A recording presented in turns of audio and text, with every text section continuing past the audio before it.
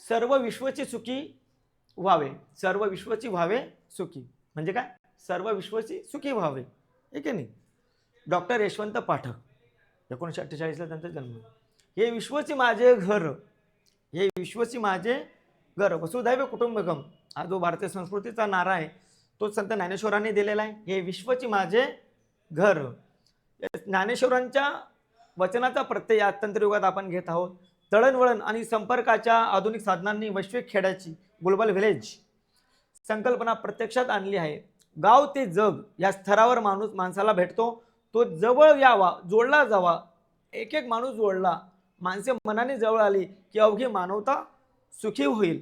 संतांच्या वाङ्मयातील हाच विचार अतिशय परिणामकारकरित्या प्रस्तुत पाठामध्ये कवी यशवंत पाठक, डॉक्टर यशवंत पाठक यांनी सांगितलेले आहे.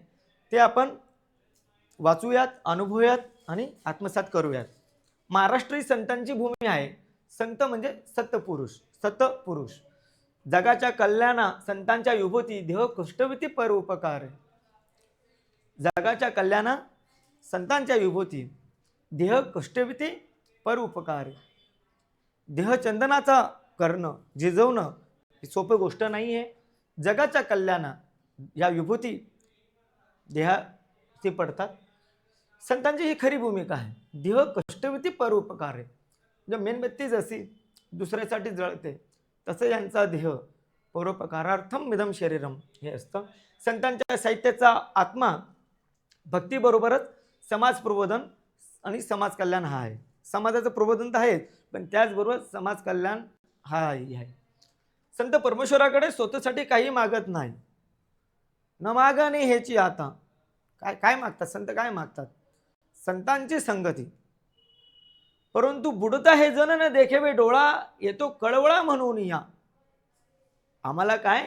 हे बुडता जन आम्हाला डोळ्यांनी बघवत नाही आणि म्हणून आम्हाला कळवळा येतो. यासाठी श्री चक्रधर स्वामी यांनी मानव संप्रदाय उभा केला. संत ज्ञानेश्वर, संत ज्ञानेश्वरांनी ही वारकरी रूपी इमारतीचा पाया, ज्ञानदेव रचिला पाया तुका झालासे कळस. तुकाराम कळस झालेले वारकरी संप्रदायाचे. वारकरी संप्रदायातील सर्व संत, संत कबीर, गुरु नानक, संत महात्मा बसवेश्वर अशा सर्व संतांनी आपल्या साहित्यातून विश्व कल्याणासाठी परमेश्वराकडे, गुरूंकडे साकडे घातले आहे. संत ज्ञानेश्वरांपासून अगदी आधुनिक काळातील संत गाडगे महाराजांपर्यंत सर्व संतांच्या प्रार्थना म्हणजे मानवतेचा आविष्कार आहे. त्यांच्या प्रार्थनेमध्ये विश्वकल्याण, माणुसकी, सहृदयता याचं प्रतिबिंब दिसतं. माणसाच्या मनातील माणुसकीचा झरा जिवंत असेल तरच विश्वकल्याण शक्य आहे.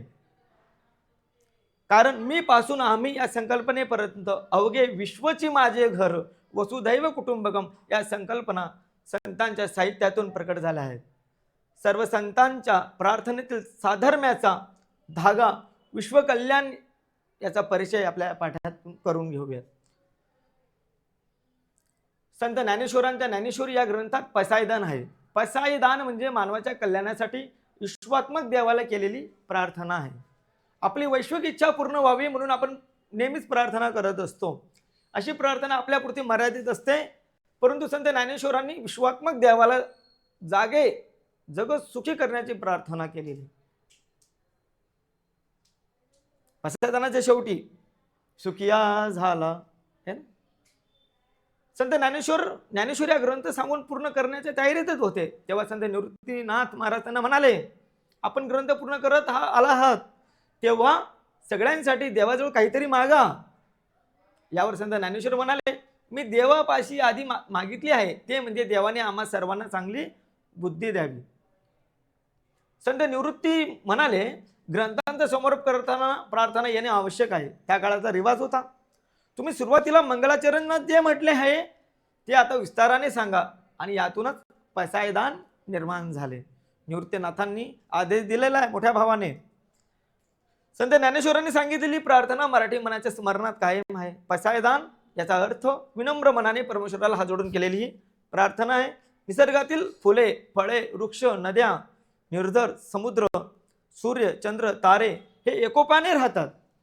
त्यांचा दाखला देत आपणही गुण्या गोविंदाने राहावे संत ज्ञानेश्वरांनी सांगितले.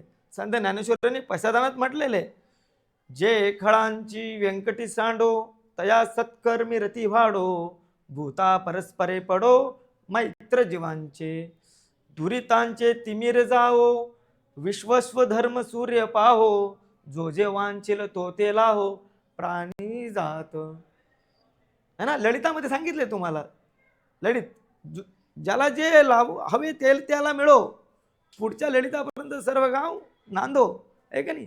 ती प्रार्थना सुद्धा इथूनच घेतलेली आहे. जो जे वांछिल तो ते लाहो प्राणी जात. प्राणी जात इथे मनुष्यच नाही, प्रत्येक प्राण्याला जे जे हवं असेल ते मिळालं तरी सर्व विश्वच त्यावेळेला सुखी होईल. कारण विश्वाची प्रार्थना आहे. विश्वामध्ये मनुष्यासोबत बाकीचे प्राणी सुद्धा आहेत. जे खळांची व्यंकटी सांडो, दृष्ट नसतो, चोर नसतो. चोरी करण्याचा त्याचा गुण आहे, तो वाईट आहे, तो चोर नाही. काही कारणाने तो चोरी करत असेल ते कारण समजून घेतले पाहिजे, त्या कारणांवर उपाययोजना केली पाहिजे. इतकं व्यापक आताच्या क्रिमिनल सिस्टमला संत ज्ञानेश्वर महाराज किती उपदेश देत आहेत. जे खळांची व्यंकटी सांडो तया सत्कर्मी रती वाढो. त्यांची जी रती आहे ती रती वाढो तया सत्कर्मी रती वाढो. आणि त्यांचा जो दृष्टपण आहे तो जाओ. चोर काही वाईट नाही आहे, तो मनुष्य आहे, पण तो का कुठल्या कारणाने चोरी करतो ते बघा आणि ते कारण कशी कमी होतील ते बघा. भूता परस्परे पडो मैत्र जीवांची सगळ्यांचं मैत्रीचे संबंध असले पाहिजे. असं दुरितांचे तिमिर जावो, दुरितांचे तिमिर जावो. आणि त्यामुळे काय होईल, हा जो सूर्य जो आहे काय करेल मग, हे विश्वधर्म सूर्य राहू पाहू. सूर्य जो आहे सगळं विश्वधर्म तो पाहिल. तो तर अर्धच काळो बघतो, एक साइडच बघतो तो, पण ज्ञानोबा म्हणतात त्याने पूर्ण विश्व बघितलं पाहिजे ॲट अ टाइम. एवढं मोठं मागणं त्यांनी या पैसादानामध्ये निवृत्तीनाथांच्या सांगण्यावरून मागितलेलं आहे. तो ठेवा आहे, मानव जातीचा ठेवा आहे पैसादान. सगळ्यांचं मुखोद्गत असणं आवश्यक आहे. माणसाने आपल्या मनातील दुष्टावा नाहीसा केला पाहिजे. संत ज्ञानेश्वरांनी याला खळांची व्यंकटी सांडो असं म्हटले किंवा दुरितांचे तिमिर जावो असं म्हटले. दुरित म्हणजे दुष्कर्म.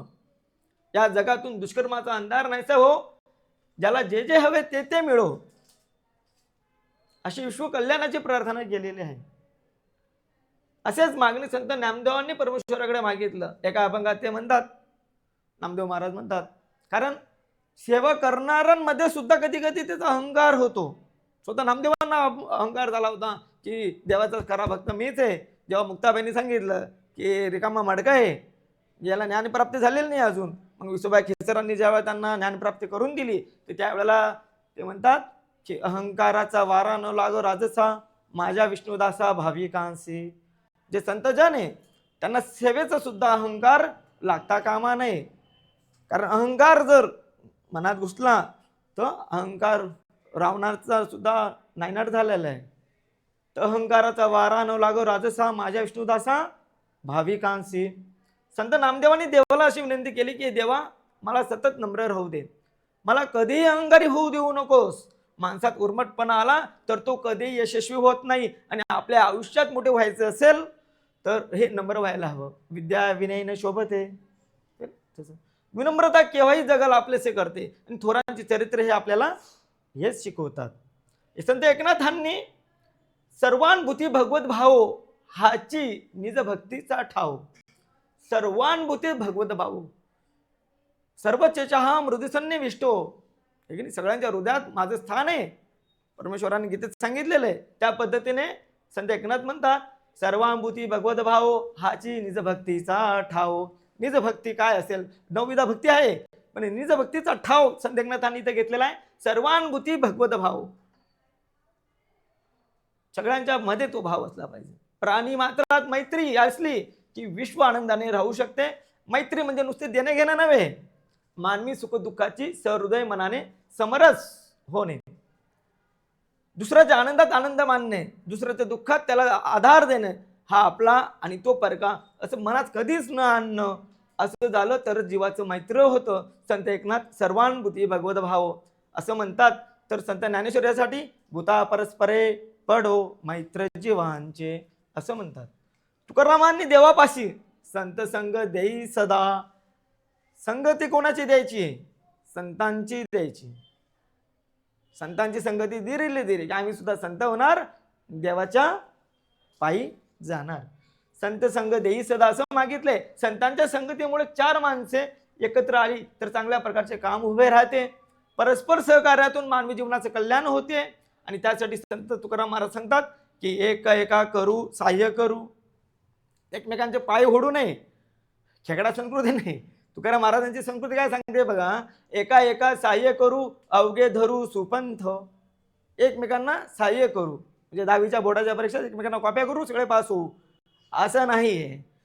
एका एका सहाय्य करू अवघे धरू सुपंथ. संत स्वतःसाठी काही मागत नाहीत, जगाच्या कल्याणासाठी ते प्रार्थना करत असतात. संत रामदास यांनाही विश्व कल्याणासाठी प्रार्थना केली. संत रामदासांनी कल्याण करी देवराया जनहित विवरी, तळमळ तळमळ होतची हाय हे जन हाती धरी. संत रामदासांच्या यांना जनहिताची तळमळ वाटते म्हणून ते परमेश्वराजवळ सर्वांचं कल्याण कर, सगळ्यांच्या आधी माझं कर असं नाही म्हणत. काय म्हणतायत, परमेश्वर सर्वांचं कल्याण कर असं मागणं करतायत. संत गाडगे महाराजांनी सामाजिक प्रबोधन करताना प्रत्यक्ष कृतीवर भर दिला. सगळ्या संतांनी प्रत्यक्ष कृतीवर भर दिलाय. वेळ वाया घालवणे, वेळ व्यर्थ गप्पा मारत बसणं हे संत गाडगे महाराजांना मान्य नव्हतं. जेव्हा वेळ भेटेल जेव्हा खरडा घ्यायचा, स्वच्छता करायची. स्वच्छ भारत मिशन तेव्हा सुरू केली त्यांनी. आणि त्यापेक्षा सर्वांनी शिक्षित व्हावे यावर त्यांचा मोठा कटाक्ष होता. आणि शिक्षणाचं महत्त्व सांगताना संत गाडगे महाराज म्हणतात, नको धर्म कृत्य पैसा खर्चून या, घेण्यासाठी विद्या तोच खर्चा. स्वतःचा उद्धार करा प्रयत्नाने, शक्तीने मुक्तीने सुखी व्हावे. एक अशिक्षित असणारे संत गाडगे महाराजांचं धनवैभव शब्दांचं बघितलं तर बघा, नको धर्म कृत्य पैसा खर्चून या, नको करू वाटल्यास, नाही करायचं नको करू, तीर्थयात्रा नको जो वाटल्यास, पण घेण्यासाठी विद्या तोच खर्चा. हे की नाही, विद्येसाठी वाटेल तो खर्च करायला तुम्ही तयार राहा. कारण जेवण एक वेळचं तुमचं एक वेळची भूक मिटवेल, परंतु तीच विद्या जीवनाची भूक मिटवेल तुमची कायमची. ती पण स्वतःचा उद्धार करा प्रयत्नाने, आत्ता दीप भव, आतला तुम्हाला तेच करायचंय. स्वतःचा उद्धार करा प्रयत्नाने, शक्तीने मुक्तीने सुखी व्हावे. तुम्ही शक्ती मिळवली पाहिजे. ती शक्ती मग मानसिक असेल, आध्यात्मिक असेल, धार्मिक असेल, वैज्ञानिक असेल, शारीरिक असेल, ही सगळी शक्ती तुम्ही मिळवायची. फक्त शक्ती म्हणजे शक्ती नाही, ती शक्तीने मुक्तीने सुखी व्हावे. कारण विद्या ही काय देते, शक्ती देते.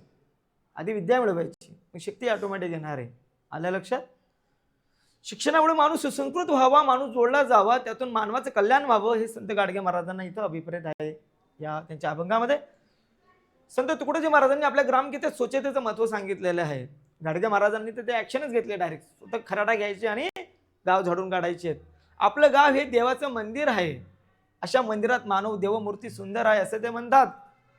समभावाने सेवा केली पाहिजे, अज्ञान नाहीसे व्हावे यासाठी ज्ञान विज्ञानाची कास धरावी, सर्वांनी ग्रंथ वाचावे, सत्य बोलावे असे तुकडोजी महाराज म्हणतात. तुकडोजी महाराज प्रार्थना कशी करतात ते बघा. सर्व विश्वची व्हावी सुखी, ही धर्माची दृष्टी नेटकी. धर्म, प्रत्येक धर्माची दृष्टी काय आहे, सर्व विश्वची व्हावी सुखी, ही धर्माची दृष्टी नेटकी, ती आणावी सर्व गाव लोकी, तरीच लाभ, तरच लाभ होणार आहे. हे एकाचं काम नाही आहे. त्यासाठी सगळे धर्म काय करतात, सर्व विश्वची व्हावे सुखी, ही धर्माची दृष्टी नेटकी. प्रत्येक धर्माला हे वाटतं की सर्व विश्व काय व्हावं, सुखी व्हावं. आणि ते सर्व गावातल्या लोकांनी ही जी दृष्टी आहे आपापल्या गावी आणणं गरजेचं आहे, तरीच लाभ होणार आहे, नाहीतर लाभ होणार नाही. सर्व संतांनी मागितलेलं मागणं म्हणजे मानवाच्या कल्याणासाठी आणि प्रगतीसाठी केलेली चिरंजीव प्रार्थना आहे. चिरंजीव म्हणजे जी प्रार्थना कधी नष्ट होणार नाही. ही प्रार्थना मानवतेची पूजा करणारी आहे. संतांनी माणसाला महत्त्व दिले, माणूस आदर्श व्हावा, त्याने सुसंस्कारांची जोपासना करावी, कुणालाही त्रास देऊ नये, एकोपाने राहावं. माणूस कधीही एकेकी राहू शकत नाही, एकाकी राहू शकत नाही. त्याला सुसंवादाची नितांत गरज असते आणि म्हणून माणसाने कुणालाही दुखवता कामा नाही. अहिंसा, शारीरिक मानसिक, कोणालाही दुखवता कामा नाही. शक्यतो दुसऱ्याच्या उपयोगी पडणं ही खरी मानवता आहे. आणि संतांनी ही मानवता आवर्जून शिकवली, तशी त्यांनी स्वतःच्या जीवनात आचरली सुद्धा. लोका सांगे ब्रह्मज्ञान, आपण मात्र कोरडे भाषण असं नव्हते संत, ते संत कृतिशील होते. आजच्या विज्ञान युगात विज्ञान तंत्रज्ञानातील संशोधनामुळे विश्व जवळ आलेले आहे. संत ज्ञानेश्वरांनी 13व्या शतकात हे विश्वचे माझे घर ही कल्पना तयार केली आणि याचं प्रत्यंतर आज आपण सर्वजण अनुभवत आहोत. आज आपण जगात कुठेही जाऊ शकतो. संत ज्ञानेश्वरांना अभिप्रेत असलेला माणसांना जोडणारा जिव्हाळा आज हरवला आहे, जिव्हाळा हरवलेला आहे.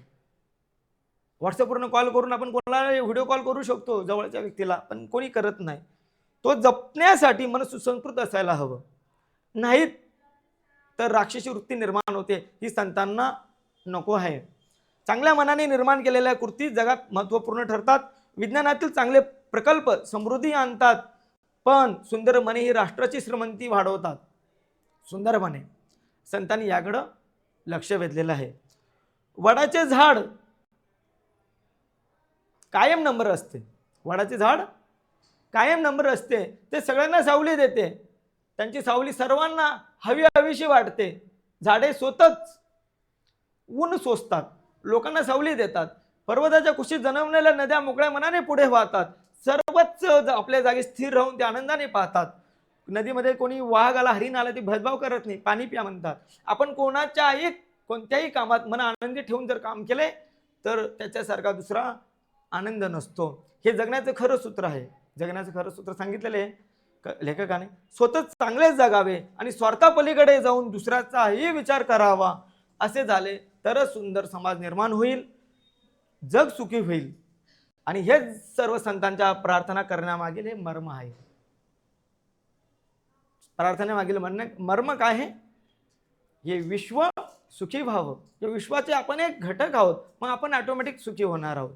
म्हणून प्रार्थना करताना दुसऱ्याच्या सुखाचा आधी विचार करावा, नंतर आपला करावा. आलं लक्षात?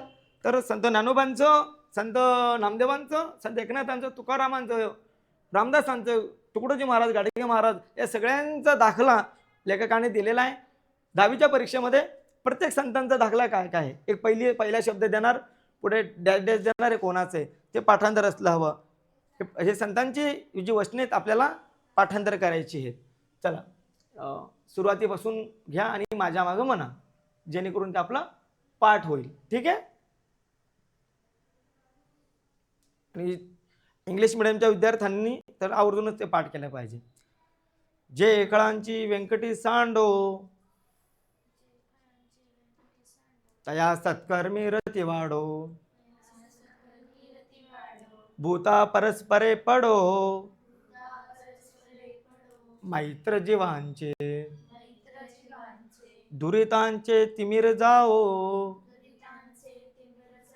विश्वास्वधर्म सूर्य पाहो, जो जे वांछिल तो ते लाहो, प्राणी जात. ठीक आहे. हे पाठांतर पाहिजे, पसायदान पाठांतर पाहिजे. पसायदानातलं एक कडवं प्रत्येक महत्वाचे तुकारामांचे आहे ना, संत संग देई सदा, संतांचं संगती मला दे. नामदेवांचं पण अहंकाराचा वारा नो लागो राजसा, माझ्या विष्णुदासा भावी एकासी. तर हे सगळं संतांचं सगळ्या ज्या प्रार्थना आहेत, त्या प्रार्थना आहेत देवाजवळ आहेत. ते येऱ्या गाळ्याजवळ मागितलेल्या नाहीत, त्यांनी देवाजवळ हक्काने मागितलेले आहेत. हे संतांची ताकद म्हणजे देवाला अरे कार्य करण्यापर्यंत त्यांची हिंमत पण आहे. देवाला ज्यांनी आपलंसं केलं सो कष्टातून, स्वभक्तीतून. आणि भक्ती काही भाडोत्री भक्ती नव्हती सगळ्यांची, है ना. हे सगळं महाराष्ट्र जाणतो या संतांचं. या संतांसारखं आपल्याला जरी नाही बनता आलं, परंतु त्यांनी जसं मनुष्य अभिप्रेत केलेला आहे तसं मनुष्य जरी आपण बनलो तरी त्या संतांचं त्या प्रार्थनेला काहीतरी अर्थ आहे. अर्थ चिरंजीव जो अर्थ आहे तो प्राप्त झाला असं आपण म्हणू शकू. कळालं?